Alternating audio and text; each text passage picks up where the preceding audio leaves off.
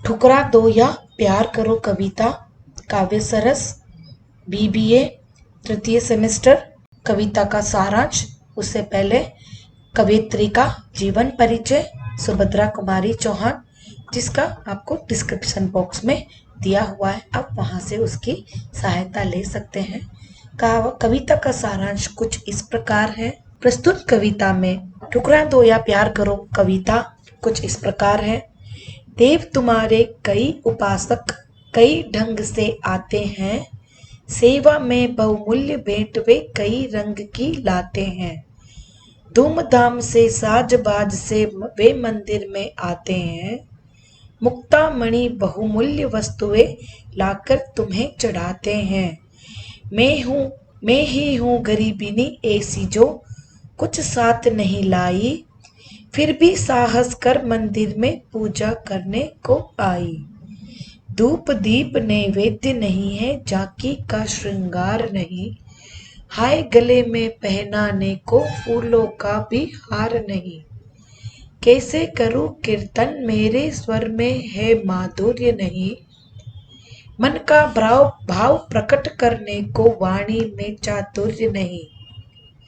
नहीं दान है नहीं दक्षिणा खाली हाथ चली आई, पूजा की विधि नहीं जानती फिर भी नाथ चली आई। पूजा और पुजापा प्रभुवर इसी पुजारिन को समझो, दान दक्षिणा और निछावर इसी भिखारिन को समझो। मैं उन्मत्त प्रेम की प्यासी हृदय दिखाने आई हूँ, जो कुछ है वह यही पास है इसे चढ़ाने आई हूँ। चरणों पर अर्पित है इसको चाहो तो स्वीकार करो, यह तो वस्तु तुम्हारी ही है ठुकरा दो या प्यार करो। इस कविता में कवियत्री ने बताया है कि जो हूँ जैसी हूँ सभी आपकी ही दी हूँ, अर्थात जो है जैसा है आपने ही मुझे बनाया है, आपने जो मुझे दिया है मैं आपको वही अर्पण करने आई हूँ। मैं ऐसी भक्त के बारे में बताया है जिसके पास चढ़ाने के लिए अपने स्वच्छ मन और आत्मा है, जो कि भगवान ने उसे दी है। इसके अलावा उसके पास और कुछ नहीं है। उसको चढ़ाने के लिए यही वर्णन किया गया है। कहती है कि हे देव आपके तो कई और भी उपासक होंगे जो आपके पास अलग अलग तरह से आते होंगे और आपकी सेवा के लिए कई तरह के कई रंग के अर्थात अलग अलग से आते होंगे और आपकी सेवा के लिए कई रंग से अर्थात कीमती भेंट भी चढ़ाने के लिए लाते हैं और बड़ी धूमधाम के साथ आपके मंदिर में आते हैं और मोती माणिक जैसे बहुमूल्य वस्तुएं लाकर आपके चरणों में चढ़ाते हैं। और मैं तो आपके सामने अर्थात मैं तो उनके सामने कुछ भी नहीं हूँ, एक गरीब भक्त हूँ। यहाँ पर लेखिका कवियत्री अपने आप को कहती है कि हे देव मैं तो एक गरीब ही नहीं हूँ, मैं आपके चरणों में कुछ चढ़ा नहीं सकती, मेरे पास कुछ नहीं है आपको चढ़ाने के लिए।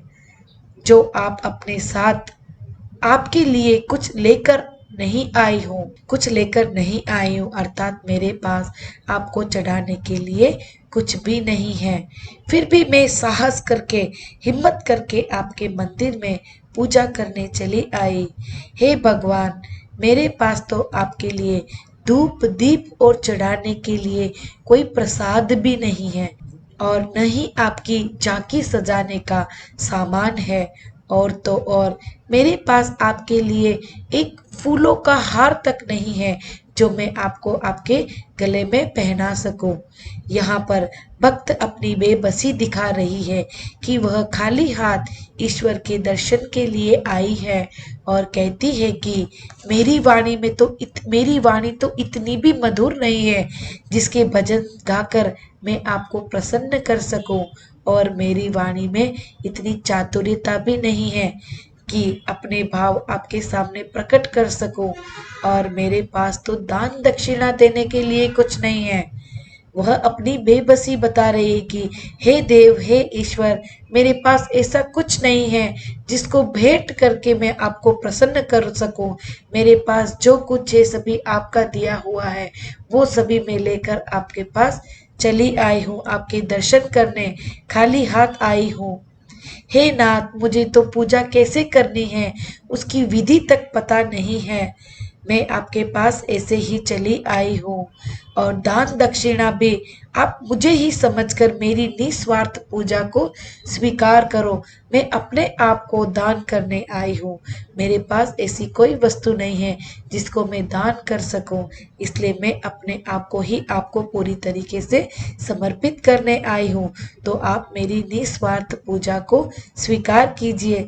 मैं तो आपकी पागल भक्त ही हूँ जो अपना हृदय आपको दिखाने आई हूँ, अर्थात मेरा दिल आपके सामने लेकर आई हूँ। जो कुछ मेरे पास है मैं सभी आपको चढ़ाने आई हूँ, अर्थात मेरे पास मेरे हृदय के अलावा और कुछ नहीं है आपको अर्पित करने के लिए। इसलिए मैं आपको पूरी तरीके से समर्पित करने आई हूँ।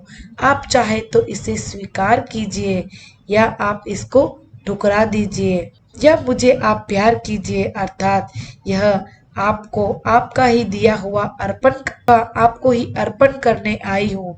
चाहे आप इसे ठुकरा दीजिए या इसको खुशी से स्वीकार कीजिए।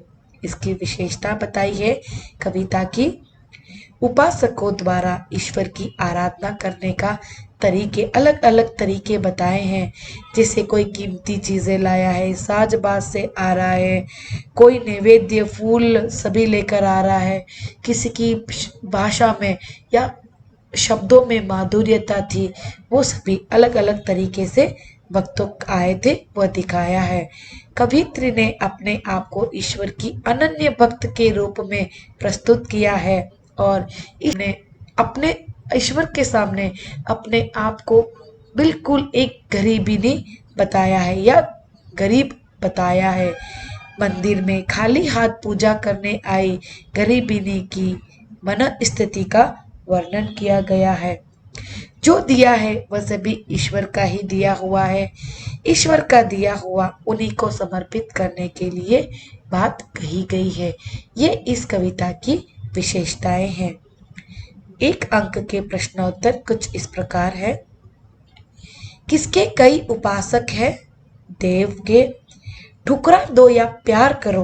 कविता की कवयित्री कौन है? सुभद्रा कुमारी चौहान। ये प्रश्न मैंने अंत में लिखा है।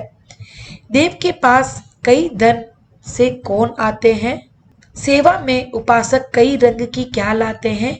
बहुमूल्य भेंट। उपासक मंदिर में किस तरह से आते हैं? धूमधाम और साज-बाज से। कौन अपने साथ कुछ लेकर नहीं आई, अर्थात कौन खाली हाथ चली आई थी? भिखारिनी। गरीबिनी के पास ईश्वर को गले में पहनाने के लिए क्या नहीं था? फूलों का हार। किसके स्वर में माधुर्यता नहीं थी? भिखारिनी के। पूजापा शब्द का शाब्दिक अर्थ होता है पूजा की सामग्री। उन्नत प्रेम की प्यासी कौन है और वह क्या दिखाने आई है? उन्नत प्रेम की प्यासी भिखारिनी को बताया है और वह अपना हृदय दिखाने आई थी। किसको? ईश्वर के सामने। भिखारिनी ईश्वर को क्या अर्पित करने आई थी? अपने आप को, अर्थात स्वयं को, क्योंकि वे मानती थी जो कुछ आपने दिया है वो आपको ही समर्पित करने आई हूँ।